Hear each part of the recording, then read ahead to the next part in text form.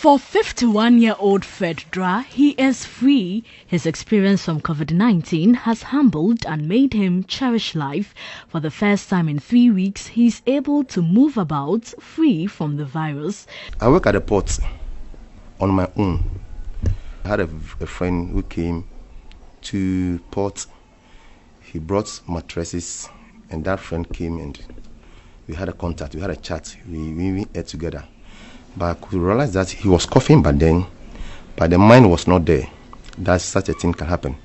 And I was okay until one fateful day. That day was 17th March. So I went to Tema Polyclinic. My temperature was above the normal temperature, so there was some sort of suspicious. They were not telling me anything. They took my sample. I had a call. Then the gentleman just told me, "Am I Frederick Dra?" He asked me. I said, "Yes, I was the one. I am Frederick Dra."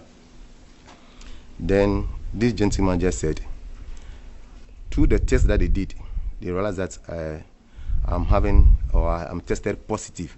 Fred says he and his family were stigmatized as a result of his condition. Days spent in isolation at the Ga East Hospital were lonely. At a point, he lost his roommate to COVID-19. The information out there is that when you are being tested positive, likely the way people are dying, you also die.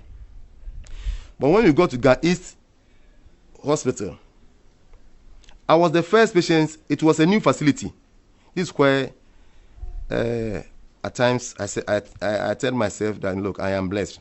A new facility, they've never admitted any patients over there.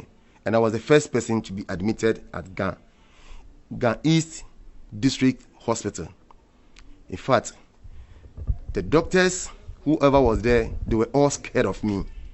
The only thing that I heard after everything is that crack, the lock, a padlock outside where they put me.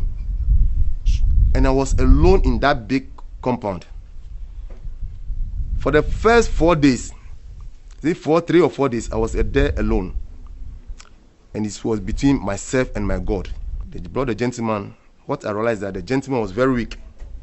One someone, very, very weak. He was having drips, all kinds. I think they say all kinds of symptoms, positive, diabetes positive, a whole lot of things. So this gentleman was weak. But the two of us were there, and I was always encouraging him. We were praying. I think the 4th day, then they just called me that, "Fred, they will send me to a different apartment because the guy's condition is strong."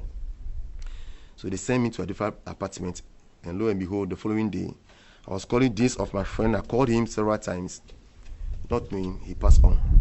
But with the support from all the healthcare workers, he made progress. Fred has now reunited with his family, an experience he will not exchange for anything.